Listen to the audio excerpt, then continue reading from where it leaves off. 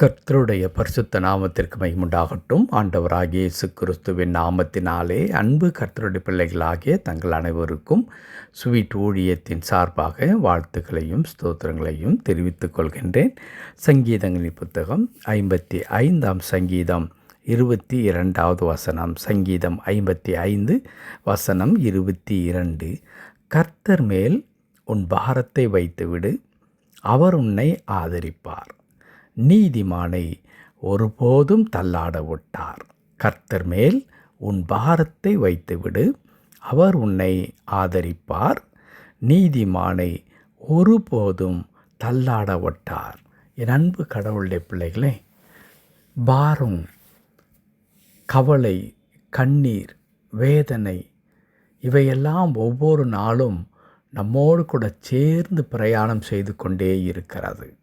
கவலை இல்லாத ஒரு மனிதனை நாம் தேடி பார்க்கவே முடியாது. கண்ணீர் வடிக்காத சூழ்நிலைகள் நம்முடைய வாழ்க்கையில் வரக்கூடாது என்று நினைத்தாலும் நாம் பார்க்கின்றதான ஒவ்வொரு நிகழ்வுகளும் நம்முடைய கண்களை குளமாக்குகிறதையும் நாம் பார்க்க முடியும். இதற்கான தீர்வுகள் என்ன? எப்படி நம்முடைய வாழ்க்கை மகிழ்ச்சியாக சந்தோஷமாக வாழ்வதற்கு வழி இருக்கிறதா என்று சொன்னால், அன்பு கடவுளுடைய பிள்ளைகளே, இந்த கவலைகளையும் பாரங்களையும் கண்ணீரின் பாதைகளையும் முற்றிலுமாக நாம் தவிர்த்து விடவே முடியாது. அதற்கு அடிப்படை காரணம் என்னவென்று சொன்னால், இன்றைக்கு நமக்கு விரோதமாக பிசாசானவன் பல வழிகளிலே கிரியை நடப்பித்து கடவுளுடைய பிள்ளைகளாக இருக்கிற நமக்கு துன்பத்தை கொண்டு வந்து பரிசாக கொடுத்து எப்படியாகிலும் கடவுளை விட்டு நம்மை பிரித்து விட வேண்டும் என்று சொல்லி கங்கணம் கட்டி கொண்டு இன்னும் கொஞ்ச நாள் மாத்திரமே இருக்கிறது என்பதனாலே வேக வேகமாய் செயல்பட்டு கொண்டிருக்கிறதை பார்க்கிறோம். அதனால்தான் இன்றைக்கு கவலை இல்லாத ஒரு மனிதனோ கவலை இல்லாத ஒரு குடும்பமோ நாம் தேடி கண்டுபிடிக்க முடியாத ஒரு நிலையில் இருந்து கொண்டிருக்கிறோம். ஆனால் அன்பு கர்த்தருடைய பிள்ளைகளை, அப்படியே அந்த கவலை நிறைந்த ஒரு மனிதனாக நாம் வாழ வேண்டும் என்று சொல்லி கடவுள் விரும்பவே இல்லை. ஆண்டவர் நாம் மகிழ்ச்சியோடு கூட வாழ வேண்டும் என்பதற்காக அநேக உபதேசங்களை கடவுள் நமக்கு கொடுத்திருக்கின்றார். குறிப்பாக நான் சொல்ல வேண்டும் என்று சொன்னால், அன்பு கடவுளுடைய பிள்ளைகளை, ஆண்டவர் சொல்லியிருக்கிறார், நீங்கள் கவலைப்படுவதினாலே யார் தன்னுடைய சரீரத்தில் ஒரு முழத்தை கூட்டவோ குறைக்கவோ முடியும்? நீங்கள் வீணாக கவலைப்பட வேண்டாம், அதின் பாடுகள் அந்தந்த நாளுக்கு போதும் என்று சொல்லி ஆண்டவர் நம்மை மிகவும் லேசானவர்களாக, கவலைகள் பாரமில்லாதவர்களாக வாழ வேண்டும் என்று சொல்லித்தான் விரும்புகின்றார். ஆனால் நாம் என்ன செய்கின்றோம்? நம்முடைய வாழ்க்கையில் நிலவி கொண்டிருக்கிற இந்த காரியங்களெல்லாம் பார்த்து அவற்றை கவலையாக மாற்றிக்கொண்டு, என் பிள்ளைகளுடைய எதிர்காலம் என்னவாக போகிறது, என்னுடைய ஆரோக்கியம் என்னவாக போகிறது, என்னுடைய தொழில் என்னவாக போகிறது என்று சொல்லி நாம் கவலைப்பட ஆரம்பித்து விடுகின்றோம். அன்பு கர்த்தருடைய பிள்ளைகளே, இந்த கவலைப்படவே கூடாது என்று வேதம் சொல்லவே இல்லை. காரணம் ஆண்டவருக்கும் தெரியும், கடவுளுடைய பிள்ளைகளாக இந்த உலகத்தில் வாழ்வது அவ்வளவு எளிதான ஒன்று அல்லவே அல்ல. ஆகவே தான் ஆண்டவராகிய இயேசுவும் இந்த உலகத்தில் பிறந்து நமக்காக மரிக்க வேண்டிய ஒரு சூழல் ஏற்பட்டது. அவர் மரித்தார், 3ஆம் நாள் உயிரோடு எழுந்தார். இன்றைக்கு நம்முடைய அநேகருடைய வாழ்க்கையை ஆண்டவர் ஆசீர்வதித்து நடத்தி கொண்டிருக்கின்றார். ஆனால் என் அன்பு கடவுளுடைய பிள்ளைகளை, இதை கவலைப்படுகின்ற அனுபவத்தை முற்றிலும் நான் புறக்கணித்து விட வேண்டும்.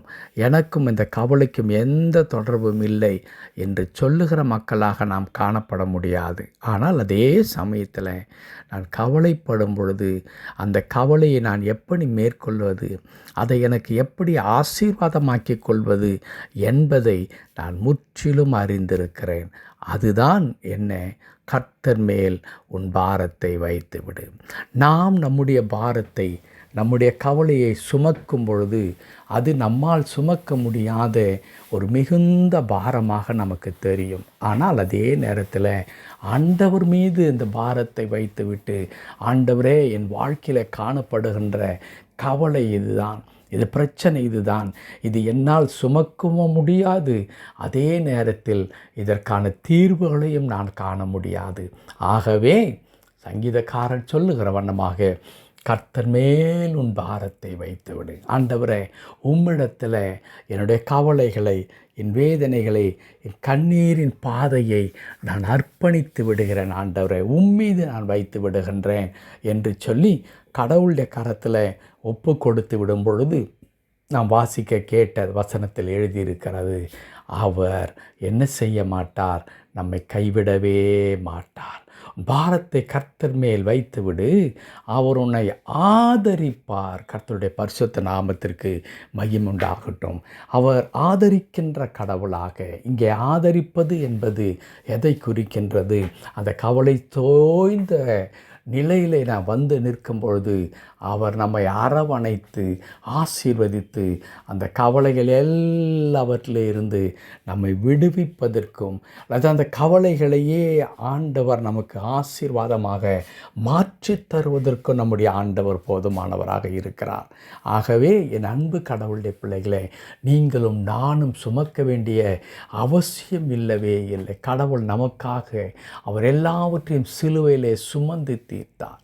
இன்றைக்கு ஆண்டவராகிய இயேசு கிறிஸ்துவின் மரணத்தை விசுவாசிக்கிற நாம் ஒவ்வொருவரும் கவலைப்பட்டு வாழ்க்கையை நாமே நரகமாக்கி கொள்ள வேண்டிய அவசியம் இல்லவே இல்லை. மாறாக எனக்காக இயேசு மரித்தார் என்று நாம் விசுவாசிப்போமானால் அந்த மரணத்தின் வாயிலாக என் கவலைகளுக்கும், என் கண்ணீருக்கும், என் வேதனைக்கும் விடுதலை உண்டு என்பதை நாம் நம்புவோம். அப்படி நாம் நம்பும் பொழுது ஆண்டவரை துதிக்க நாம் ஆரம்பிப்போம். ஆண்டவரே, என் வாழ்க்கையில் இருக்கிற எல்லா கவலை கண்ணீர்களை நீர் மாற்றுவதற்காக உமக்கு நன்றி என்று அப்படி சொல்லும் பொழுது என்ன நடக்கும் தெரியுமா? அன்பு கடவுளுடைய பிள்ளைகளே, அவர் நம்மை ஆதரிப்பார். கர்த்தருடைய பிள்ளைகளாகிய நீதிமான்களை ஒரு நாளும் அவர் கைவிட மாட்டார். எந்த காரியத்தை குறித்து கவலைப்படுகிறீர்களோ அதுவே உங்களுடைய களிப்பிற்கு, மகிழ்ச்சிக்கு காரணமான ஒன்றாக அது மாறும். ஆம், அதை கர்த்தர் ஏற்ற வேளையில் நடப்பிப்பார். ஆண்டவரை துதிக்கலாமா? கிருபை நிறைந்த நல்ல ஆண்டவரே, உமக்கு நன்றி செலுத்துகிறோம் ஐயா. கவலைப்படுவதனாலே எங்கள் சரீரத்தில் கூட்டவோ குறைக்கவோ முடியாது என்று இயேசுவானவர் சொன்னாரே, அப்படி எந்த மாற்றத்தையும் நாங்கள் கொண்டு வர முடியாதவர்கள். கவலைப்படுவதனாலே எங்கள் வாழ்க்கையில் எந்த விதமான பிரயோஜனமும் இல்லை என்பதை தெளிவாய் சொல்லித் தருகிறீர். ஆனால் அதே நேரத்தில் என்னுடைய பாரத்தை உம்மீது வைக்கும் பொழுது இதோ கர்த்தாவே, நீர் எங்களை ஆதரிக்கின்ற ஆண்டவராக, எங்களை கைவிடாத கடவுளாக இருக்கிறீர். அதற்காய் தோத்திரம். தாழ்த்தையில் திருக்கரத்தில் அர்ப்பணிக்கிறோம் ஐயா. எங்கள் கவலைகள், கண்ணீர்கள், வேதனைகள் எல்லாவற்றையும் மாற்றி ஆண்டவரை ஆனந்தத்தினாலும் கர்த்தாவை அக மகிழ்ச்சினாலும் ஆண்டவரை எங்களை நிரப்பி காத்துக்கொள்ளும்படி அச்சமிக்கிறேன். கடினமாக இருக்கிற எந்த சூழ்நிலையும் மாறட்டும். ஆண்டவரே, உம்முடைய கிருபை எங்களை ஆற்றி தேற்றி அரவணைத்து உற்சாகப்படுத்தி எங்களை பலப்படுத்தட்டும். கர்த்தாவே, தாழ்த்தி அர்ப்பணிக்கிறோம், பொறுப்படுத்திக் கொள்ளும். மீட்பர் நாமத்தில் பிதாவே, ஆமென், ஆமென்.